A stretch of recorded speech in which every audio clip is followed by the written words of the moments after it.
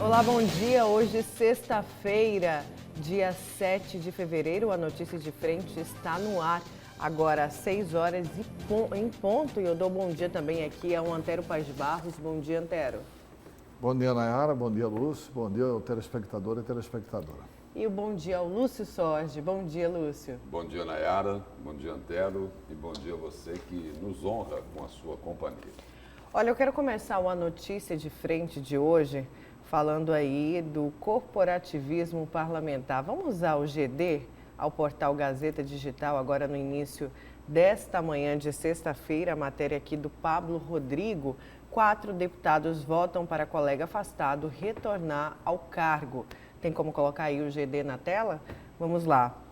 4 dos 6 presentes da bancada federal de Mato Grosso na sessão da Câmara de Deputados votaram pela derrubada da decisão do Supremo Tribunal Federal que determinou o afastamento do deputado José Wilson Santiago, que é investigado e acusado de ter desviado recursos públicos de obras contra a seca no sertão da Paraíba.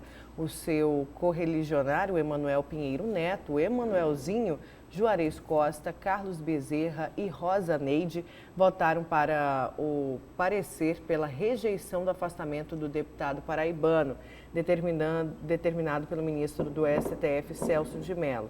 Apenas doutor Leonardo e Nelson Barbudo votaram pela manutenção do afastamento, ou seja, contra o parecer da Câmara. Já os deputados José Medeiros e Neri Geller não estavam presentes na sessão. O Zé Medeiros está com problemas médicos, né? Ele está afastado porque teve que fazer uma cirurgia e tal. Parece que foi um deslocamento de Deslocamento retina. de retina, está com problema na vista. Né? Então, esse é o motivo do afastamento. É uma suprema desmoralização, porque os deputados estão votando contra uma ordem do ministro Celso de Mello. Do decano Celso de Mello. Agora, essa suprema desmoralização não é a Câmara dos Deputados que está desmoralizando o Supremo. É o Supremo que se autodesmoralizou, essa que é a verdade. É uma autodesmoralização da Justiça, quer dizer, a própria Justiça se desmoraliza. E por que que isso aconteceu? Eu tenho uma interpretação dos fatos. Na minha interpretação é a seguinte: quando começou, vamos fazer a CPI da toga, vamos votar o impeachment do Toffoli, vamos votar o impeachment de Gilmar Mendes. Em seguida, em meio a todo esse vozerio, vem o Supremo Tribunal Federal e decide o seguinte: os parlamentares só podem ser afastados das casas legislativas, mesmo quando condenados pelo Poder Judiciário, se as casas legislativas concordarem. Ou seja, o cidadão é condenado por organização criminosa, corrupção, roubou dinheiro da água que ia para os nordestinos, está condenado pela justiça brasileira e a Câmara dos Deputados pode fazer com que ele permaneça na Câmara dos Deputados. Aí ontem eu li um comentarista de São Paulo dizendo o seguinte: agora o ministro Celso de Mello pode mandar prendê-lo. Pode. Realmente o ministro Celso de Mello pode mandar prender o deputado agora. Só que a Câmara dos Deputados também pode emitir o alvará de soltura. Pode mandar soltá-lo. Ou seja, essa desmoralização o Supremo manteve. E aí eu pergunto, se a Câmara dos Deputados pode manter um bandido que roubou dinheiro que seria levado água para o Nordeste, que é integrante de uma organização criminosa, que é um assaltante dos cofres públicos, por que o Senado não pode manter a ação? Então ainda pode ter muita surpresa nessas questões todas aí. Já que ninguém está ligando para o Supremo. Mas Dias Toffoli deu ordem para que o Carlos Fávaro assumisse. Acabou o tempo que a ordem do Supremo Tribunal Federal era cumprida. Não é. Carlos Fávaro está igual uma alma penada lá. Visita gabinete e sai de gabinete lá no Senado. Visita a mesa diretora, as pessoas estão rindo. É motivo de deboche lá no Senado da República os passeios do Carlos Fávaro. Até o seguinte: Se o ministro do Supremo pode cometer a ilegalidade de mandar o Fávaro assumir, por que o Senado não pode cometer a ilegalidade de mandar a Selma permanecer? E aí, do outro lado tem aqui uma informação e uma oposição de 2 ministros lá do Supremo Tribunal Federal, o Marco Aurélio de Mello e o Gilmar Mendes. E aí eles afirmaram ontem, né, na quinta-feira, antes lá de uma sessão do Supremo, que cabe ao Senado somente cumprir a decisão do Tribunal Superior Eleitoral que cassou o mandato da juíza Selma, do Podemos, aqui de Mato Grosso. E só abrindo um parênteses, daqui a pouco eu vou falar meu destaque, e é sobre uma confusão gigantesca no Podemos, aqui de Mato Grosso. Mas esse daqui é o registro sobre a posição lá de 2 ministros do Supremo. No caso da Selma, eles mandando o recado, olha, vocês têm que cumprir o que a Justiça decidiu. E é isso mesmo, é isso mesmo. Podem até, por exemplo, a senadora Selma fez um grande trabalho aqui em Mato Grosso como juíza, fez. Cometeu erros na campanha eleitoral? Cometeu. Foi crime eleitoral? Foi. Muita gente faz aquilo que ela foi acusada de prática de caixa 2 e abuso do poder econômico? Sim, sim. Muita gente faz isso. O problema é que só economizando aí. O problema é que no caso dela, surgiram provas em função de uma dívida com a empresa de marketing. Bom, agora voltando ao primeiro assunto que a Nayara colocou aqui, considerando, Antero, tudo aquilo que você falou aí da responsabilidade do Supremo no que acontece hoje na Câmara dos Deputados e no Senado, que eles podem colocar bandido na rua. No Rio de Janeiro, a Assembleia Legislativa soltou 4 deputados bandidos que estavam presos na cadeia e eles emitiram alvará de soltura. Agora, isso por causa do Supremo Tribunal Federal. Isso não impede o seguinte, o senhor Emanuelzinho, do PTB, né? Emanuel Pinheiro Neto, o senhor Juarez Costa, do MDB, o senhor Carlos Bezerra, do MDB, e a senhora Rosa Neide, do PT, tem que se explicar. Tem que se explicar porque que eles não quiseram manter o afastamento determinado pelo ministro Celso de Mello do Supremo Tribunal Federal. Porque é o seguinte, porque esse cidadão lá, o deputado que foi afastado por uma decisão do ministro Celso de Mello, como o Antero acabou de colocar aqui, nós dissemos também no programa de ontem, ele, pela denúncia que foi feita, ele participa de uma organização criminosa. Mexe com corrupção, com propina, com assalto aos cofres públicos, né? Desviando dinheiro que era para fazer obras para a população. E aí, 4 parlamentares aqui de Mato Grosso,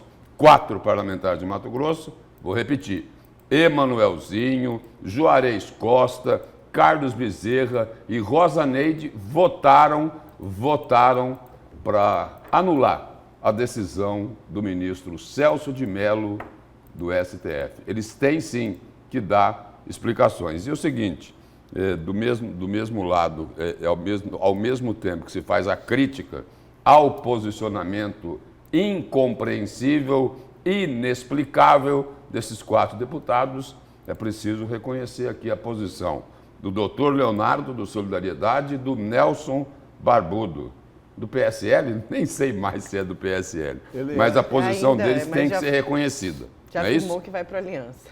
Vai para a Aliança, não é? Então, até porque o PSL agora... O Aliança já afirmou que ele não é candidato. E não tem como? Tem como? Não, o Aliança não. O PSL já afirmou que ele não é candidato. Já definiram outro candidato, né? É Eliseu Nascimento, não é isso? Tem matéria daqui a pouco sobre isso, entrevista, na verdade. Olha, antes do destaque de vocês, eu quero ir para a imagem de trânsito. Agora são 6h09. Vamos ver como que está o trânsito ali. A região é da Miguel Sutil. O trânsito tranquilo, ainda cedo, né? O trânsito começa a ficar mais movimentado a partir das 7h da manhã. Daqui a pouco a gente volta com outro trecho aqui da capital. Antero, qual que vai ser o seu destaque para hoje? O destaque é o seguinte, que no desespero para assumir, Fávaro agora mente para a Justiça Eleitoral. Fávaro mente para o Tribunal Superior Eleitoral, fazendo embargos de declaração ao Tribunal Superior Eleitoral. Daqui a pouco eu vou explicar a mentira de Fávaro. E outra coisa, hein? Lá na definição do Conselho de Ética do Senado, bom, se bem que Fávaro não é senador, né? Diz que o senador não pode mentir. Se mentir, pode ser cassado. Né? Mas o Fávaro já está mentindo antes de ser senador à Justiça Eleitoral e eu vou provar daqui a pouco. Instante só. Certo. E o seu, Lúcio? Meu destaque é o seguinte, o do Antero aí é sobre o senador que queria ser senador, mas foi derrotado nas urnas. Né, foi derrotado nas urnas, mas mandaram lá o derrotado assumir. O meu destaque é sobre quem ganhou, mas foi cassado. Só que não tem a ver com esse processo. Ou tem, não é?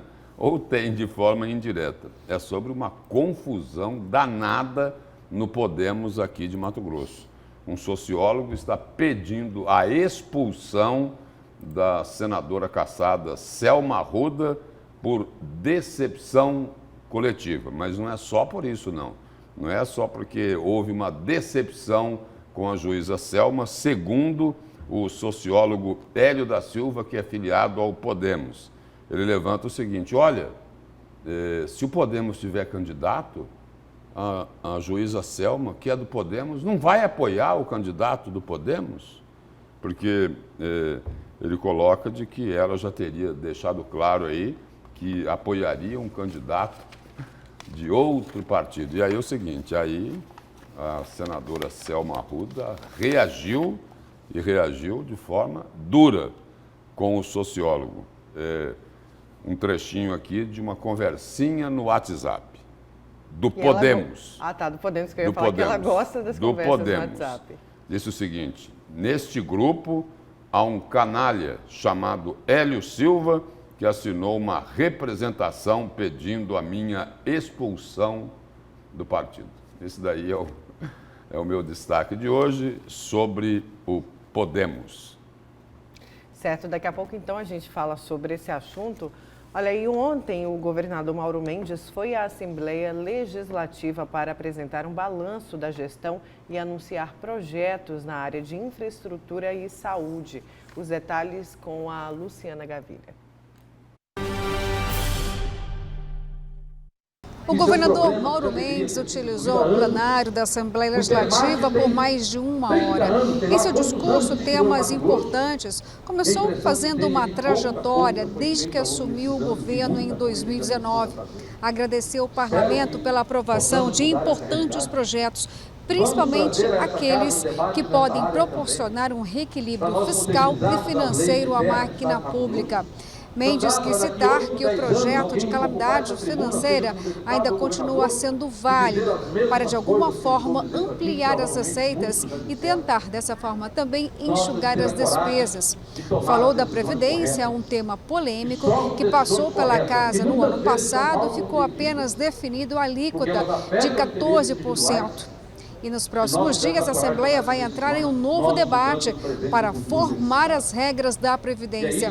Nesse sentido, o governador sabe que é bastante criticado, mas procurou reforçar, dizendo que outros estados estão com alíquotas maiores, na casa de 22%. O governador também lançou programas que chamou de audaciosos e grandiosos para a história de Mato Grosso. Nos próximos dias, deve lançar editais para a construção de 4.000 pontes de concreto em substituição às pontes de madeira. Isso no interior de Mato Grosso, por onde passa parte do escoamento da agricultura familiar. Tem também projetos para a saúde. Disse que vai reestruturar fisicamente inúmeros hospitais, ampliando também leitos para UTIs. E também deve reformar 200 escolas. Precisamos cada vez mais construir um Estado onde a harmonia entre os poderes seja algo praticado no dia a dia. Eu agradeço muito a essa Casa de Leis, agradeço aos demais poderes e órgãos que compõem a administração pública estadual, porque essa forma de trabalhar deu certamente a todos nós condições para focarmos nos nossos objetivos e entregar resultados melhores para a população desse Estado. Em relação ainda ao caminho do equilíbrio financeiro e fiscal, o governador lembrou que o Estado já teve o nome de mal pagador. Por isso, ele quis dizer que todos os contratos estariam em dia a partir de fevereiro. Ele disse que 100% dos fornecedores do Estado vão passar a receber dentro do mês em que fez a prestação de serviços. Disse também que essa política de conseguir arcar com todas as despesas faz parte do trabalho dele em conseguir deixar a máquina mais eficiente. E relembrou também que neste momento não tem como reduzir a carga tributária, pois é preciso buscar um reequilíbrio entre receita e despesa.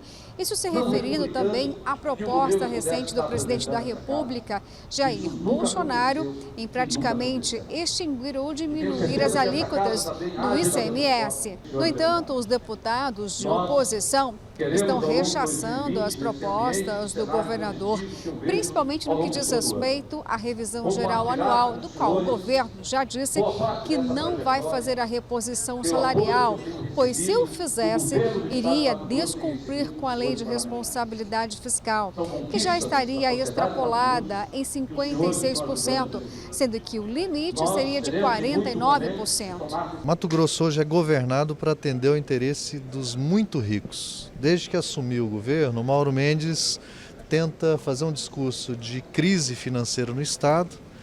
Não está em crise um Estado que, de um orçamento de 20 bilhões de reais, destina 6 bilhões para renúncias fiscais, que em sua grande maioria atende a interesse de gigantes da economia do Estado, que não precisam mais viver de incentivo. Sacrifica serviços públicos e servidores públicos, colocando eles como culpados pela suposta crise. O governador ainda disse que é importante manter essa proximidade entre o Legislativo e o Executivo, mas mantendo a harmonia desses poderes. Luciana Gavilha para a Notícia de Frente.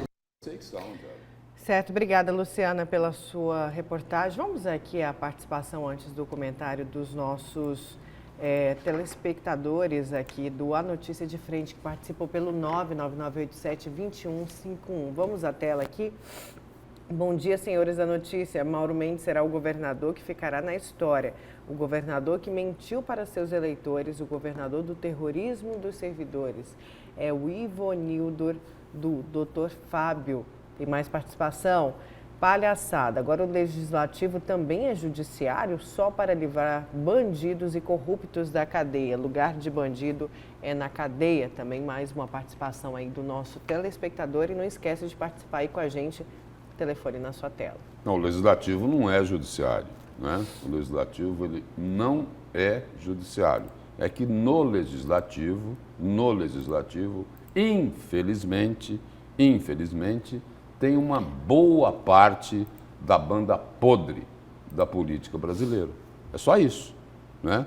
É só isso. E aí, só recuperando o que o Antero falou, o Legislativo só faz isso porque o Supremo Tribunal Federal disse que eles podiam o seguinte, podia liberar bandido, tirar bandido da cadeia, fazer aquilo que eles bem entendessem, né? Dando uma banana para a sociedade.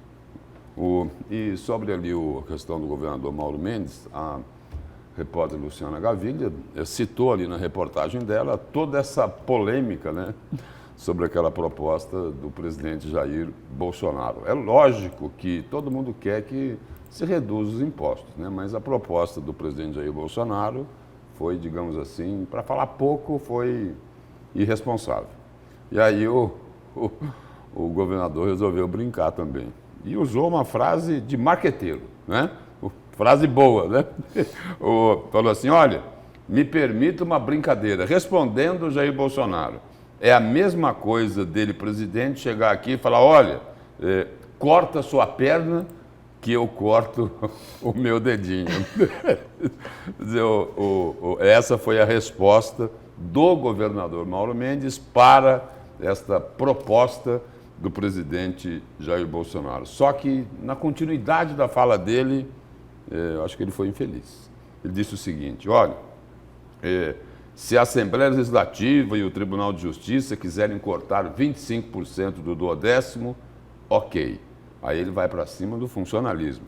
Se os servidores toparem cortar 25% dos salários, ok também. É difícil cortar 25% do 12º dos poderes, porque eles falam que não tem onde cortar. Do funcionalismo, 25%, eles não têm nem a RGA. Mas podia fazer o seguinte, não é? Não tem como cortar. Quem vai gostar disso agora é Lúdio Cabral, deputado lá do PT e opositor do governo. Não dá para cortar 25% lá dos incentivos fiscais que estão aí na faixa de 6 bilhões e 300 milhões de reais? Governos que não dá para cortar. Mas não dá para cortar mesmo? Mas tem alguns incentivos que não dá para cortar. Não. Alguns não dá para cortar. Alguns não dá para cortar. E desses 6 bilhões, alguns é bastante. Não. Desses 6 bi, a grande parte dele é questão de cesta básica. Por exemplo, quando... Não, a cesta básica, vamos supor, me parece que a cesta básica é algo em torno de 400 milhões de reais de incentivo. Não, é muito mais que isso. Não, eu vou levantar os dados para amanhã, mas é o seguinte, para amanhã não, para segunda-feira, né? Mas, além disso, por exemplo, questão de energia. Quem consome até 100 kW não paga ICMS, é incentivo. Não dá para cortar. Tem várias coisas que não dá para cortar. Agora, tem coisas que dá para cortar e bem, né? Por exemplo, álcool, bebidas, cachaça, uísque. Então tem coisa para cortar, não é? Tem coisa que dá para cortar. Que merece cortar. Aí o governo diz, olha, não dá para cortar. Dá ou não dá? Tem gente que acha que dá, sim. Já cortou, mas precisa cortar mais. Não, cortou, mas tem que cortar mais. Vai ficar mais cara a bebida. Que fique. Paciência, quem quer beber vai pagar mais caro. Ué. Até porque para se cumprir uma outra declaração do governador lá na Assembleia ontem, né? Olha, 2020 vai ser uma virada de página. Então é o seguinte, tem que mexer em algumas coisas que, por questões políticas, né, ainda não mexeram. Ou será que Tribunal de Contas, Ministério Público, Poder Judiciário, não tem nada para cortar? Não tem nada para cortar? Só dá para cortar em cima do funcionalismo? É isso que a população Só dá para colocar taxa para o aposentado pagar? Para aí. Mas só para organizar o debate. Não, é verdade, porque senão a gente não pode ser transmissor de uma coisa equivocada. Porque, falando assim, parece que depende do Mauro Mendes cortar do Poder Judiciário. Não depende. Aí eu concordo com você. Depende do Mauro Mendes cortar do Poder Legislativo. Não depende. Os poderes são independentes. Então, assim, depende da Assembleia Legislativa, em consonância com a sociedade, fazer isso. Dá para cortar? Sim. Mas, por exemplo, dá para colocar... Mas, Antero, dá para colocar um bode na sala. Dá para colocar um bode na sala. De que forma? A Assembleia Legislativa aprovou lá o aumento do 10º dos poderes, lá de Ministério Público, Tribunal de Contas, Poder Judiciário. O governador tem o poder de vetar. Eu vou mostrar só uma coisa. Ele tem o poder de vetar, não tem? Tem como fechar aqui? Aqui o Poder Judiciário, como que está agindo. Tem como fechar aqui, gente? A manchete da Gazeta. É necessário isso? Proposta aumenta para 36 o número de desembargadores. Manchete do Jornal Gazeta. Quanto custa isso? Quer dizer, isso aqui vai custar alguns milhões de reais a mais para os cofres públicos. Isso aqui é o seguinte, órgão especial do Tribunal de Justiça de Mato Grosso. Ou seja, ela não é uma iniciativa do Poder Executivo e nem do Poder Legislativo. Porque os poderes são harmônicos e independentes entre si. Mas é uma...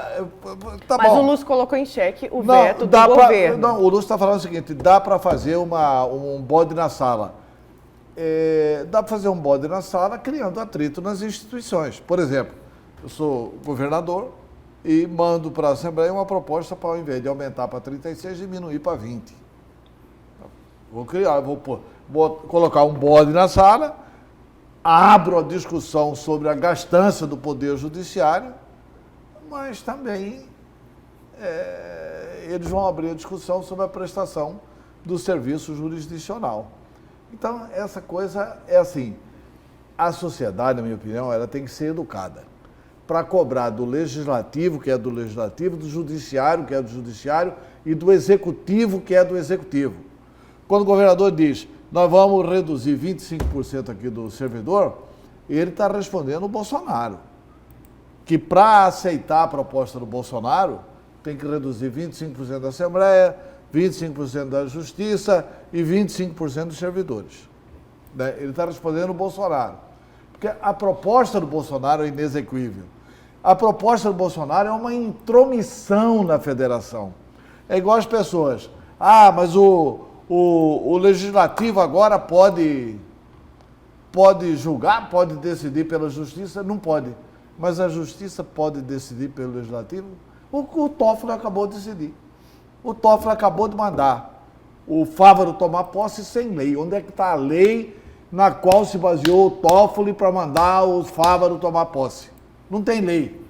Quer dizer, então, está cheio disso no Brasil. E o que acontece, um tentando fazer o papel do outro e todos fazendo errado o seu papel. O que acontece aqui em Mato Grosso se repete em outros estados, se repete lá no governo federal, porque é o seguinte, de forma bem prática, bem direta, sem rodeios.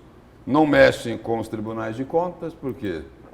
Porque eles julgam as contas dos gestores públicos. Não mexem com o Ministério Público, porque o Ministério Público denuncia e acusa. Não mexem com o Poder Judiciário, porque ele julga e sentencia. Ponto. Então vamos à participação do telespectador, porque tem gente aqui participando, muita gente falando aí sobre os cortes. Vamos lá, o WhatsApp aqui na tela, olha... bom dia, senhores, mas não havia sido cortado o incentivo, por exemplo, para a cervejaria Petrópolis, que derrubaram o veto? Não, na verdade, o que fez foi corrigir. E agora o incentivo é igual para todos os setores. Não é igual. Da cervejaria Petrópolis, o telespectador está certo. Só que a cervejaria Petrópolis entrou na justiça contra a questão do incentivo. Antes, ela até entrou na justiça, mas o governador, a Assembleia Legislativa derrubou o veto. Também derrubou o veto. Comandada por alguns deputados. Dizem que o líder desse processo foi o secretário da Casa, o deputado Maxi Russi, e vários outros deputados comandaram a derrubada do veto. Então, a cervejaria Petrópolis continua tendo 96% de incentivo. As outras cervejarias que tinham também 60%. Baixou para 50%. Né? Eles queriam baixar a cervejaria Petrópolis, não é eliminar. Era igualar, baixar para 50%. E não conseguiram. Né? Até porque a cervejaria Petrópolis ela foi criada pelo Odebrecht para pagar propina. Então, é evidente que a fonte da propina tinha que ser preservada. Né? E as outras cervejarias não gostaram também disso. Não gostaram, lógico. Não gostaram porque aí lógico, é uma concorrência desleal. Né? Vamos a mais participação aqui. Bom dia. Além desses cortes sugeridos pelos comentaristas, vamos cortar cargos de comissão de todos os poderes e órgãos. É o Rosenval Rodrigues, tem mais participação aqui. O Rosenval é o presidente do Sindicato do Tribunal de Justiça. Bom dia. Por exemplo, o Rosenval pode contribuir com isso, né? Porque, por exemplo, como ele é do sindicato lá do Poder Judiciário, ele deve saber o que está sobrando lá no Poder Judiciário. Né? Podia até contribuir, né? Bom dia. Querem que só uma parte sofra na carne a tal dita economia, enquanto outros vivem esbanjando, como é o caso do MP, que é o Ministério Público, e do Poder Judiciário.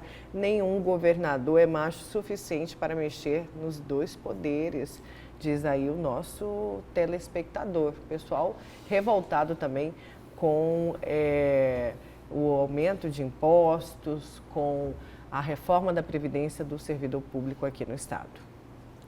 Mas esse debate da reforma da Previdência do servidor público é a reforma que atinge 100 mil pessoas para levar a um nível parecido, não é igual, parecido, com os 3.600.000 pessoas que tem no Estado. Quer dizer, a gente está discutindo aí questão de 100 mil funcionários públicos. E essa reforma, ela precisa ser feita, gente. Ela pode ser, mas é desgastante. Descontava 11%, vai descontar 14%.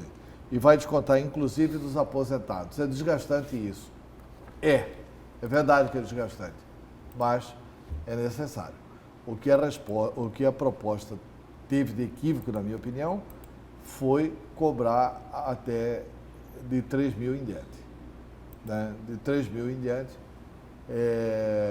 de 3 a 5 mil. Podia ter ficado no nível que é do teto da Previdência Privada. Mas aí o governador disse que não daria para ficar nesse nível do teto, porque em nível nacional tem muito mais servidor. E que Mato Grosso não conseguiria sustentar esse teto com a quantidade de servidor aposentado. Tá bom, mas Mato Grosso fez uma opção também, diferente da que fez o governo federal, para não atingir os bacanas. Porque aqui o máximo, o teto ficou 14. Lá em nível federal, lá tem 20, 22 para os que ganham mais. Mas isso não foi feito aqui, sabe por quê? Porque atingiria membros do Ministério Público. E do Poder Judiciário. E do Poder Judiciário. E do Tribunal de Contas. Então, assim, tem castas. São os príncipes do erário, são castas. É o que o telespectador acabou de falar. Aí, exatamente. Vamos usar por alguma razão, falta um pouco mais de ousadia para enfrentar os privilegiados. Tem mais participação aqui para compensar, vamos à tela aqui, para compensar a diminuição dos impostos, dos combustíveis, porque o governador de Mato Grosso e dos outros estados não aumentam o imposto dos cigarros e bebidas alcoólicas. Seria uma grande saída.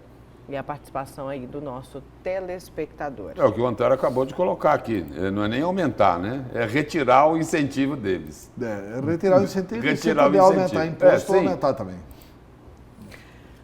Agora são... Até porque se eles fumarem menos é melhor para o Estado, porque gasta menos com a saúde.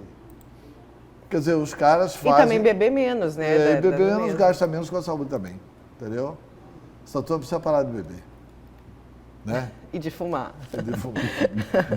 Olha, agora são 6 horas. Não agradei a bancada, mas tudo bem. Vamos vida que segue. Agora são 6 horas e 32 minutos. Tem imagem do trânsito aqui na capital? Vamos ver aí qual que é a região do trânsito. A gente parece que tem imagens ali.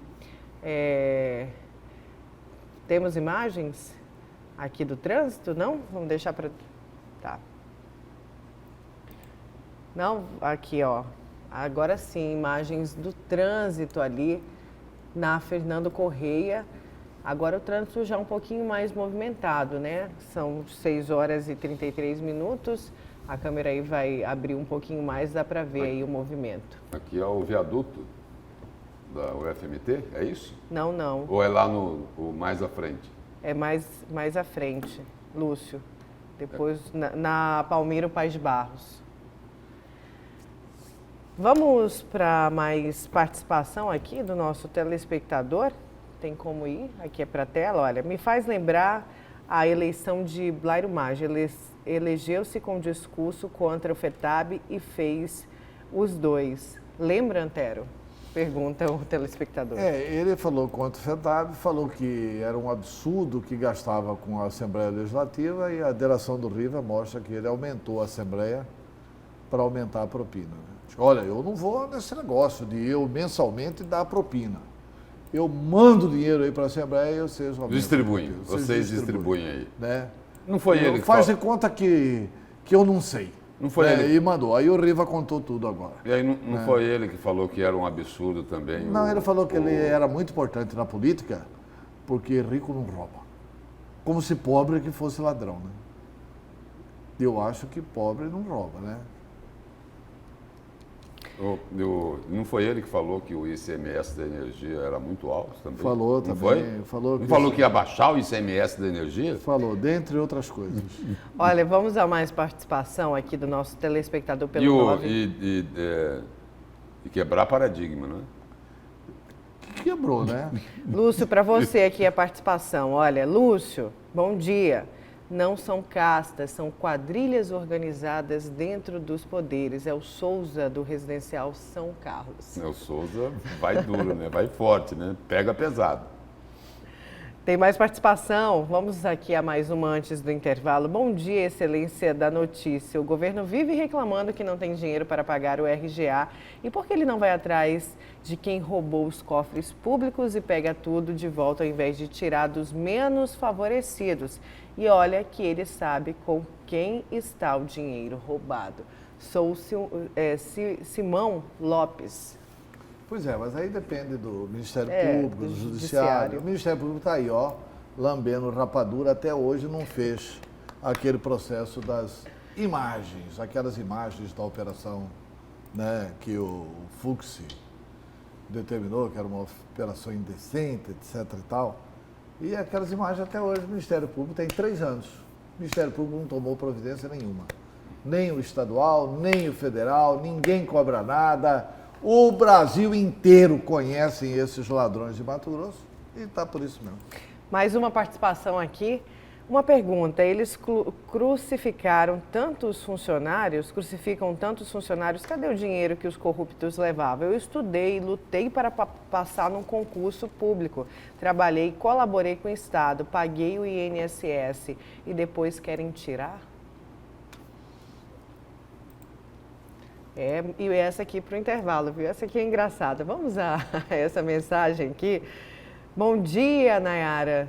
Em plena sexta-feira, vocês contra a cerveja? Antero. Antero. Não. Eu sou a favor da cerveja sem álcool. Sem álcool. Aí não é cerveja, né, Antero? Vamos para o intervalo. Agora são 6h37. A gente já volta com a notícia de frente.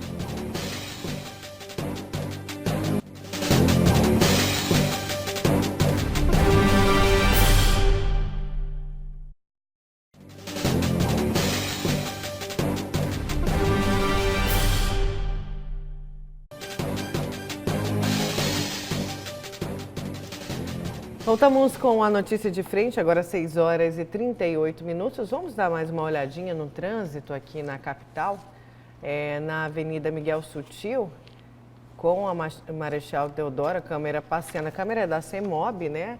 A gente já vê mais carros aí na rua, o trânsito um pouquinho mais movimentado, mas ainda não intenso. O início da imagem aqui é o viaduto próximo à rodoviária, né? Próximo à rodoviária. Que dá acesso ali, né? Isso. Vamos seguir então, falar de eleição suplementar ao Senado. O deputado estadual pela Democracia Cristã, Eliseu Nascimento, participou ontem do Jornal do Meio-Dia. Confira os principais trechos. Deputado, essa candidatura aí do senhor, ela já está confirmada ou ainda não? Bom, ou o senhor pode compor aí com algum outro candidato? Tem essa possibilidade ou não? Diante do crescimento do nosso nome no pleiteio da vaga de Senado, né, deixada aí pela juíza Selma, nós fomos procurados por partidos, a exemplo do próprio PSL, para essa construção. Né? E essa construção do DC, Democracia Cristã, com o PSL, isso foi um trabalho feito pelas gremiações nacionais. Então, reuniu-se os presidentes nacionais dos partidos e nós fomos procurados devido a algumas pesquisas, inclusive de bastidores, que chegou a conhecimento desses, e assim sendo, o nosso nome foi homologado como o pré-candidato a senador pelo Democracia Cristã, com a primeira suplência do PSL.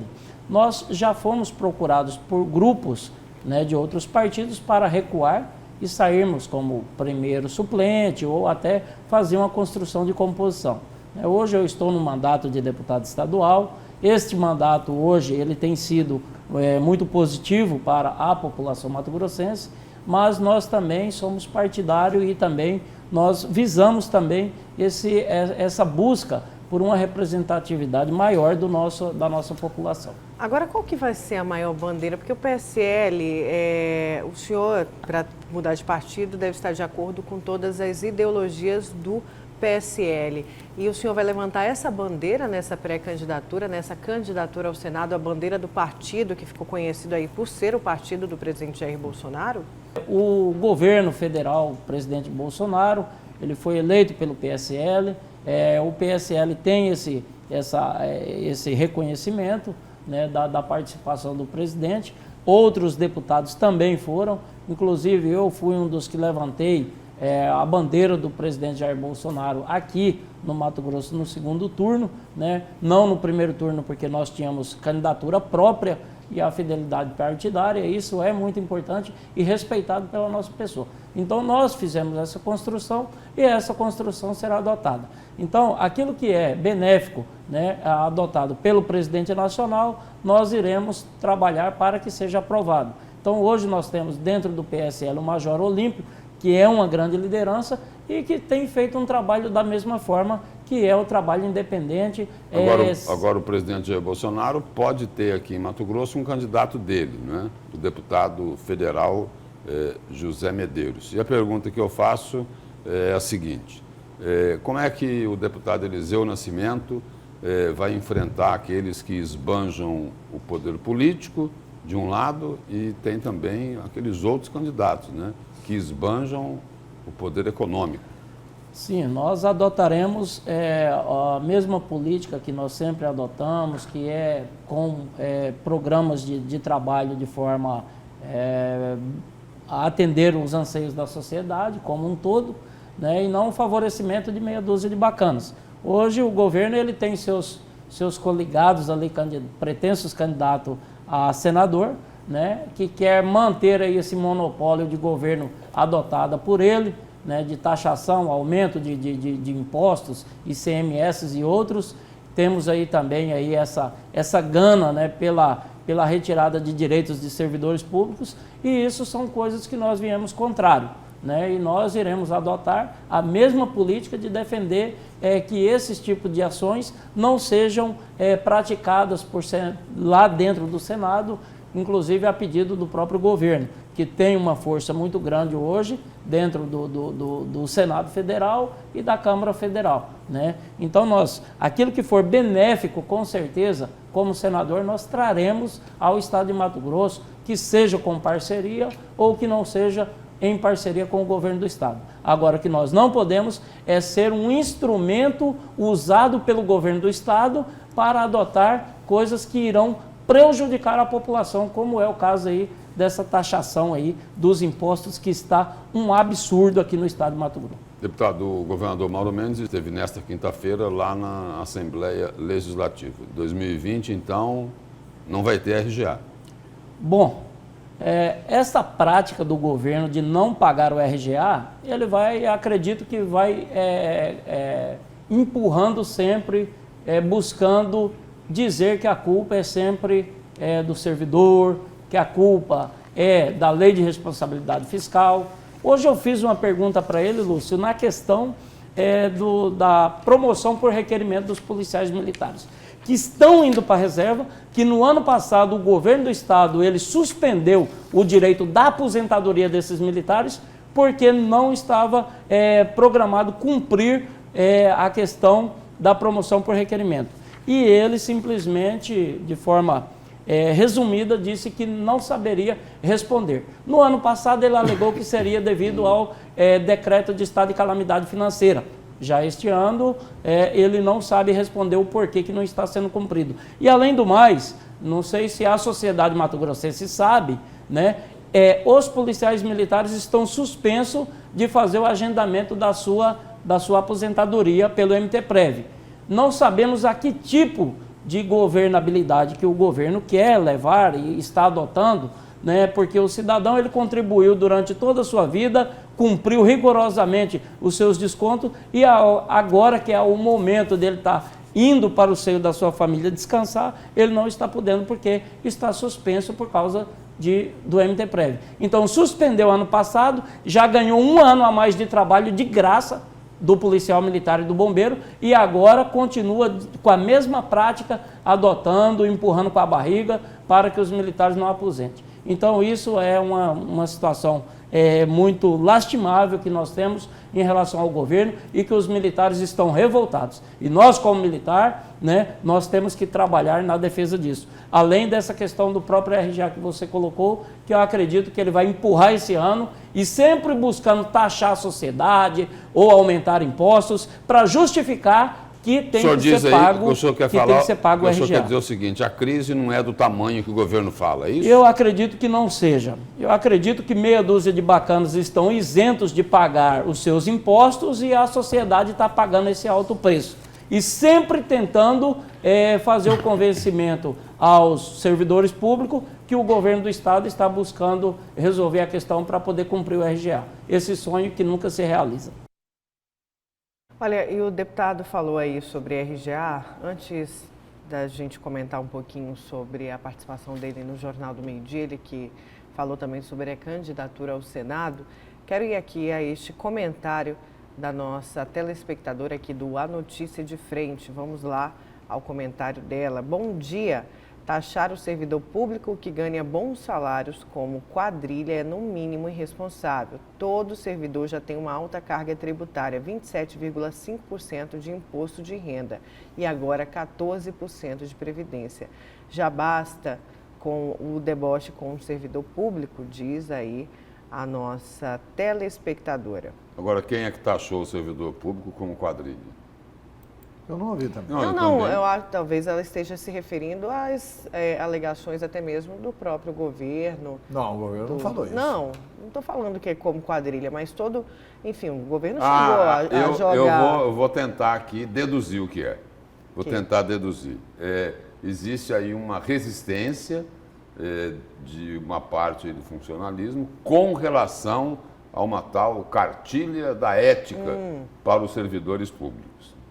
Existe aí uma crítica. Eles dizem o seguinte, olha, devia dar cartilha de ética para esses gestores, né? Esses políticos ladrões que assaltam os cofres públicos, né? Então, mas isso aí tem outro fundo, né?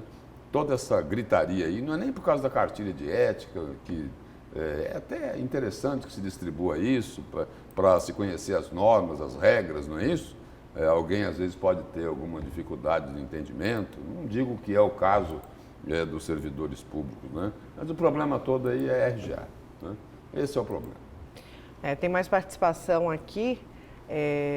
Bom dia, senhores apresentadores. Deveria ter uma lei para as pessoas que já são políticos e que querem participar de outras eleições, ou seja, deputado que quer concorrer à eleição ao Senado, pode, mas se perder aí o cargo e não retornar mais. É o Álvaro Francisco. Aí resolvia o problema. Aí resolvia o problema e acabava o trampolim, não é isso? Acabava o trampolim. Diminuiria bastante o número de candidatos, né? No caso do Senado aqui, diminuiria e muito, né? Não, diminuiria quase, assim, totalmente. De 27 para uns 4, 5. Ou para quase nada, né? Tem mais participação aqui. Aí seria só o Júlio Campos candidato. Antero, para você essa participação, viu? Bom dia, excelências da notícia. Parabéns, Antero. Quanto mais diminuir o tabaco e o álcool, sinônimo de que menos doenças e menos acidentes nas rodovias. Vitório Gale, do CPA2. O ex-deputado. Candidato a prefeito. Senador. Também? Candidato a senador também. Senador também. Está no meio dos 27, então. Ou aumentou para 28. Ou aumentou para 28. Eu não acredito que vai ter tudo isso, não. Eu acho que vai ter bem menos candidatura. Mas o Vitório Gale já confirmou a candidatura pelo Patriotas. E aí tem mais uma participação antes da gente comentar. A professora Matilde, bom dia, bancada. Aqui está pleno vapor a construção da candidatura à vaga no Senado, aberta pela cassação da juíza Selma. Mas ontem eu li que Davi Alcolumbre pensa em rever a cassação da senadora. Seria isso possível? Seria uma retaliação à atitude do ministro Toffoli? Onde vamos chegar com tanta intromissão às decisões dos poderes antes independentes? E ainda falando sobre essa questão da candidatura aí, a gente que acompanhou a entrevista, Antero, do deputado Eliseu Nascimento, que já também se coloca como pré-candidato. E ele fala ali durante essa entrevista que alguns candidatos, alguns partidos chegaram a pedir para que ele não saísse, que ele fizesse uma junção aí. E eles que querem enfrentar os poderosos. Que vai discurso parecido com o do José Medeiros. Vai encarar os poderosos. Mas discurso parecido com o José Medeiros, por quê? Porque José Medeiros disse que também vem sofrendo pressão. Ser deputado federal, ter sido senador da ATA, né? Porque ele foi senador em função de uma fraudezinha ou de um erro de ATA, né? E falar daqui não é poderoso. Ele foi cassado pelo tribunal, a decisão não se cumpriu. Se tivesse sido cumprida a decisão da cassação, ele poderia estar inelegível, né? E ele não é poderoso. Vamos Beleza, né?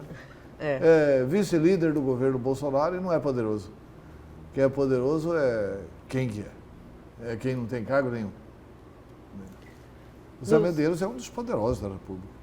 Lúcio, vamos para o seu destaque.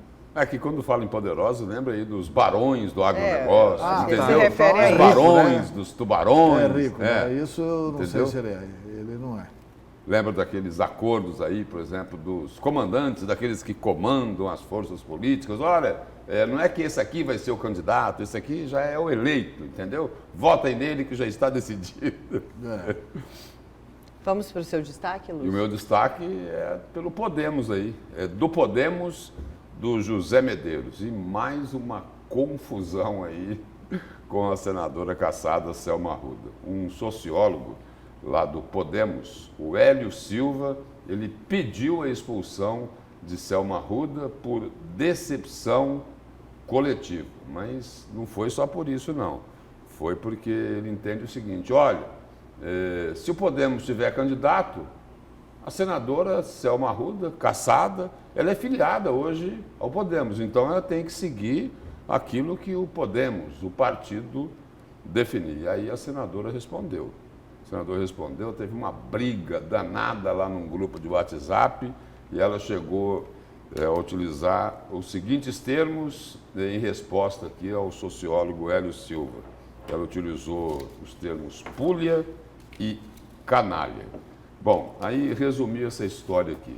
Essa discussão, ela foi motivada por uma representação do sociólogo Hélio Silva, que pediu a expulsão dela do Podemos. E aí, no documento do sociólogo, ele diz o seguinte, ele cita que em trechos de entrevistas concedidas por Selma, recentemente, afirmou que ela estaria apoiando uma eventual candidatura do vice-governador Otaviano Pivetta à eleição suplementar do Senado. Aliás, Otaviano Pivetta, ele já falou e bastante sobre a senadora Selma Arruda. Ele disse o seguinte, olha, eu me sentia muito bem representado por Selma Arruda lá no Senado. Ou seja, Otaviano Pivetta acenou e acenou bastante para Selma Arruda. Segundo o sociólogo aqui, pelo que o sociólogo fez lá no Podemos, acho que ele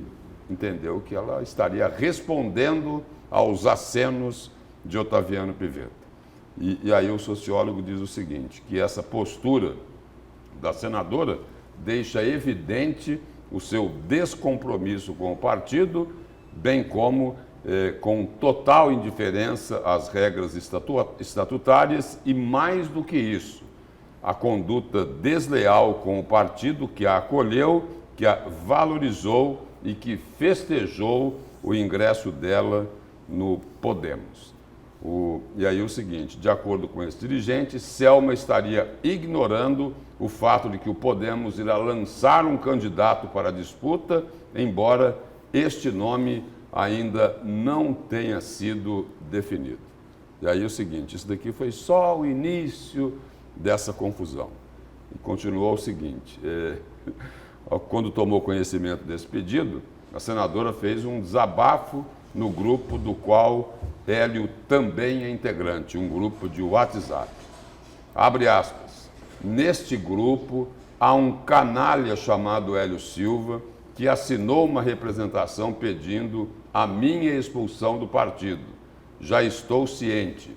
Para informação desse Pulha e também dos companheiros do partido, nunca disse que apoiaria o Pivetta, muito menos que praticaria infidelidade partidária, fecha aspas. E ela continua, inclusive porque, para quem não sabe, a chapa para senador é composta por um titular e 2 suplentes, que podem sim ser de outros partidos. Será que o Podemos vai ser suplente? Vai apresentar o primeiro suplente lá do Otaviano Pivetta? Será que é isso? Vamos aguardar, não é? Ao contrário, continua a senadora, ao contrário desse canalha, que ontem mesmo estava no PDT, estou no Podemos por convicção política e reitero que meu apoio seguirá a orientação do meu líder no Senado, Álvaro Dias. E aí a conversa continuou, e aí o sociólogo respondeu também à senadora. Abre aspas. Não sou canalha, nunca tive um cheque devolvido, nunca tive reprovação das minhas contas, disse ele numa alusão aí ao fato de Selma ter tido o mandato cassado. E o sociólogo continuou. Também nunca defendi candidaturas alheias ao meu partido. Então, tenha respeito a um homem honrado e prove no devido processo que é inocente, alfinetou mais aí o sociólogo Hélio Silva. E aí a senadora voltou a retrucar. Abre aspas. Vamos nos ver frente a frente e vamos ver se você é homem mesmo. Aguarde. Fecha aspas. Confusão e das grandes, não é? Confusão e das grandes. Aí, porque o sociólogo suspeita aí de que a senadora cassada Selma Arruda já teria feito um acordo para apoiar o candidato ao Senado do PDT, Otaviano Pivetta, e aí o Podemos aí pode apresentar, é o nome que vem sendo especulado, que é o nome do deputado federal José Medeiros do Podemos. Selma Arruda saiu lá do PSL, do presidente Jair Bolsonaro, porque ficou descontente que não davam o apoio que ela gostaria de ter nessa briga dela para continuar no Senado, né? Aí não deu certo, porque foi cassada, daí ela foi lá para o Podemos, né? O Podemos do senador Álvaro Dias. Ela diz aqui que vai seguir a orientação de Álvaro Dias. Por quê, hein? Porque Álvaro Dias não vai apoiar José Medeiros? Será que é isso? Na pretensão de José Medeiros, deputado federal, ser candidato ao Senado, Álvaro Dias vai ter uma outra posição? Será que é isso? É o meu destaque de hoje. Peraí, mas tem que completar esse destaque com algumas perguntas que o Lúcio mesmo pode responder.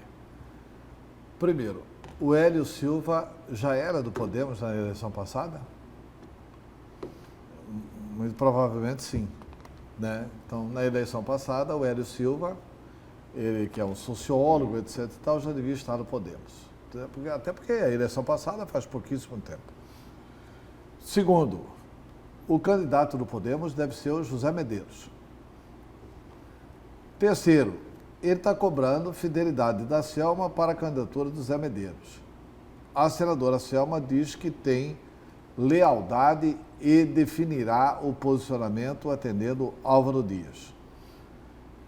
Quarto, o Álvaro Dias foi muito solidário com a senadora Selma. O Álvaro Dias, inclusive, eu tive a oportunidade de, como jornalista, acompanhar o julgamento no Tribunal Superior Eleitoral, e lá no Tribunal Superior Eleitoral, solidário com a Selma, estava o Álvaro Dias. O Medeiros nem foi à sessão. Existiram parlamentares lá do Podemos, do Senado da República, inclusive de outros partidos, apoiando a senadora Selma. Agora a pergunta que é preciso deixar claro para o telespectador. Quem que o Medeiros apoiou na eleição para presidente? Quem que foi que o Medeiros apoiou na eleição para presidente? Aqui em Mato Grosso. Bolsonaro. Bolsonaro? E quem era o candidato do Podemos? O Álvaro Dias. Não, mas não é só a primeira vez. Teve uma Não, crítica então, que o assim, Bolsonaro eu fez... quero saber assim, e o Hélio estava ou não no Podemos? E ele fez uma representação contra o Medeiros? Não. Porque o Medeiros não apoiou o candidato do partido? Porque o Medeiros não apoiou o candidato do partido. Mas pelo que a Ou alguém duvida que ele apoiou o Bolsonaro aqui com o avião de Iraí? O Medeiros foi prestigiadíssimo com o apoio financeiro do Iraí Imagem. Foi uma pessoa que, no início do mandato, criou problema com o Bolsonaro, porque teve uma foto que circulou na mídia, não sei se vocês viram, do Iraí visitando o Bolsonaro hospitalizado. Vocês lembram disso? Mas será que a Selma Arruda, Antelo, será que Selma Arruda, a senadora Selma Arruda, do Podemos, tendo um candidato do Podemos, José Medeiros, vai apoiar um outro candidato porque, de repente, pode ocorrer um acordo lá na cúpula? Não, eu acho que... Porque ela disse que vai seguir o Álvaro Dias. Não, eu acho que se ela for seguir o Álvaro Dias, eu acho que o Álvaro vai mandar apoiar o Medeiros. Vai pedir para apoiar o Medeiros. Pelo que eu conheço do Álvaro, o Álvaro é um gentleman. Até porque o representante do partido de Mato Grosso... Vai esquecer as facadas nas costas, embora seja muito ruim para o Podemos a candidatura do Medeiros. Porque nos bastidores aí eu já ouvi isso muito, diz que a pressão em cima do Medeiros para ele retirar a candidatura dele é grande, por outros interesses. Não, assim... Diz que é grande a pressão. Eu tenho convicção de que o deputado Medeiros, ele é o dono do partido de Mato Grosso. Se ele quiser ser candidato, ele será candidato. E aqui é partido, e ninguém vai interferir no partido do deputado Medeiros. Mas, assim, se o Medeiros se eleger, ele fica no Podemos? É isso, Medeiros. Ou ele vai para o Aliança pelo Brasil? Não, são interrogações. Porque qual que é a lógica que o Podemos vai raciocinar? O Podemos, como instituição, que não é uma instituição que existe só em Mato Grosso, existe em nível de Brasil. O Medeiros, deputado, o Podemos tem um controle sobre o mandato dele até março do ano da reeleição. E se tivesse acordo na cúpula com Álvaro Dias, Otaviano Pivetta, que é do PDT, depois, se ele for eleito, vai para o Podemos? São muitas perguntas. São muitas perguntas. São muitos questionamentos. São muitas perguntas, né? E aí quem teria que se incomodar seria o PDT, né?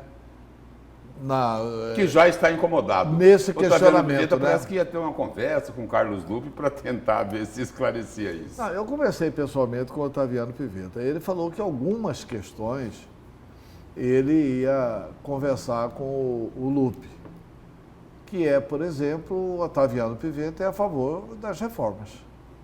Aí não se trata de ser Bolsonaro, se trata de ser favorável a algumas reformas. Por exemplo, Otaviano Pivetta é a favor da reforma administrativa, etc. e tal, né?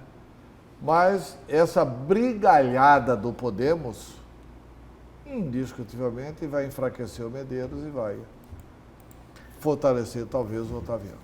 Vamos para mais um intervalo. Antes, tem imagens aí do trânsito. Agora são 7h04. Trânsito ali na região da Assembleia Legislativa, Parque das Águas, por enquanto ainda tranquilo também nessa região. Daqui a pouco fica mais movimentado justamente aí pelo horário de funcionamento, os funcionários chegando até o órgão. Vamos para o intervalo, na volta a gente continua com a notícia de frente.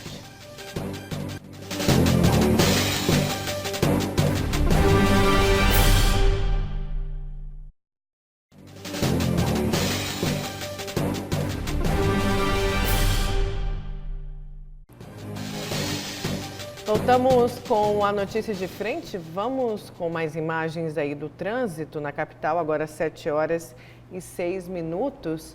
O trânsito é na Avenida do CPA, a câmera movimentou agora, então está focando bem aí os veículos, mas o trânsito é da historiador Rubens de Mendonça. Agora, nesse momento, vamos ver se muda aí para a gente ver como está o fluxo aí na Avenida do CPA. Nesta manhã, agora de sexta-feira, agora sim, ó, a gente pode ver o aumento no sentido centro aí, né? Muito mais movimentado, mas o fluxo, o trânsito já começa aí a ficar mais intenso neste horário. Vamos à participação do nosso telespectador, vamos ao WhatsApp. Antero, quando a pessoa é caçada, não deveria apoiar ninguém, até porque ela foi caçada por crime de Caixa 2 e também Caixa 2 aí é crime. Esse Brasil é uma palhaçada danada.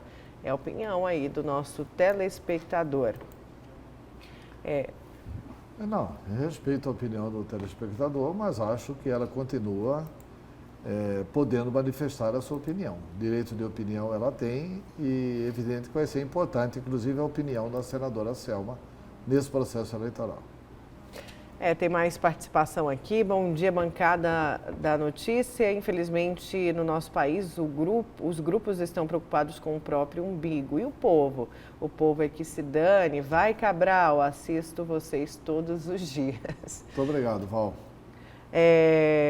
Antero, vamos para o seu destaque? Vamos. Olha, o meu destaque é simples. O meu destaque é aqui do Jornal A Gazeta, que lendo hoje o Jornal A Gazeta, eu me deparo aqui com um fake news do Carlos Fávaro para o Tribunal Superior Eleitoral. Vejam a espalhafatosa mentira que o Fávaro está tentando pregar nos juízes do TSE, como se eles não entendessem de orçamento da União. O que é que diz o Fávaro? O Fávaro agora vai para o TSE. Após conseguir eliminar do Supremo, do ministro Dias Toffoli, o Fávaro vai ao Tribunal Superior Eleitoral. Ele ingressou com embargos de declaração para que a Justiça Eleitoral também lhe permita assumir a cadeira no Senado temporariamente. Esse assunto já foi votado na Justiça Eleitoral, que negou esse direito a ele. E qual que é o argumento novo que ele apresenta? Que não foi votado. Então, embargos de declaração tem que ser sobre o processo que foi votado. Aí ele apresenta o seguinte argumento. A possibilidade do Estado perder mais de 15 milhões das chamadas emendas impositivas para o ano de 2021. Ou seja, para o ano que vem. Mentira. Por que é mentira? Por que é espalhafatosa mentira? Olha, Carlos Fávaro, os seus advogados sabem que é mentira e não tem nenhum advogado no Tribunal Superior Eleitoral que não sabe que isso aqui é mentira. Primeiro, emenda impositiva para o ano que vem só pode ser apresentada quando abre a discussão da lei orçamentária. Só pode ser apresentada em agosto. Em agosto, já terá tomado posse o novo senador eleito por Mato Grosso. Então não há prejuízo nenhum. Não precisa ser o Fávaro, quer dizer, se o Fávaro assumir agora, ele não vai poder apresentar a emenda impositiva para o orçamento de 2021. Ele está brincando com a inteligência dos outros, está zombando da inteligência dos outros. E isso aqui vai bater no Tribunal Superior Eleitoral e vai ser mais um tempo perdido do Fávaro nessa luta desesperada dele para assumir o mandato de senador. Que, na minha opinião, só tem um jeito. Ele organizar a campanha dele, confirmar a sua candidatura em convenção do PSD, partir para a disputa eleitoral e ganhar a eleição. Aí ele assume com tranquilidade e aí ele vai poder fazer a emenda impositiva. Por isso que eu digo que é fake news. É isso, né? Certo. Antes da gente encerrar, Antero, você quer comentar, Lúcio? Não, só relembrar aqui, só citar aqui uma declaração aqui me parece que do Major Olímpio, né? Ele diz o seguinte, senador diz ter nojo de Dias Toffoli por mandar Fávaro assumir a vaga de Selma Arruda. Essa é a declaração do Major Olímpio de ontem, né? E aí não tem lei, né, que autoriza. E aí o Renan Calheiros, né, por seu lado, freguesão lá da Lava Jato, querendo dar lição de moral em Selma Arruda, falando, olha, a senhora tem que devolver o dinheiro, hein? Né? Que o Tribunal Regional Eleitoral lá em Mato Grosso vai gastar. Porque nós aqui no Senado, nós cuidamos para que o Legislativo combatesse todo mundo que se comporta mal na vida pública. Renan Calheiros dando lição de moral. Tudo bem, abuso de poder econômico, caixa 2 é crime. Agora, o que a gente pergunta é o seguinte, Renan Calheiros reúne as credenciais suficientes para dar lição de moral? Não é na Selma Arruda, não, é em qualquer pessoa. Para falar de honestidade, de zelo com o dinheiro público, menos, né? E antes da gente encerrar, tem aqui uma última informação, que argentino em cruzeiro em quarentena no Japão é o primeiro caso de coronavírus latino-americano. Lembrando que nesse fim de semana chegam os 34 brasileiros que estavam ali na China, chegam e vão ficar em quarentena em Anápolis. E olha só, desinformação sobre o coronavírus leva Anápolis aí a viver o mesmo temor do Césio 137, que aconteceu em 1987. O Césio 137 existe aí uma desinformação, lembrando que é em Goiás, pertinho aqui também da gente. E antes de encerrar, vamos aqui a mais participação do nosso telespectador. Bom dia, bancada. Eu até hoje não acredito que a senadora Selma perdeu seu mandato por ser uma corrupta. Acredito sim que ela é uma ameaça para muitos ali no Senado. Isso fica claro. E a gente encerra com o trânsito. Lúcio, bom dia, um ótimo fim de semana. Antero, bom dia. Sextou. Um ótimo fim de semana. Um ótimo final de semana todo. Sem bebida. Sem bebida, né, Antero? A imagem ali da 15 de novembro com a senador Metelo. Trânsito já um pouquinho mais movimentado nessa região. Obrigada pela sua participação, pela sua companhia. A gente volta a se encontrar na segunda-feira. Bom fim de semana.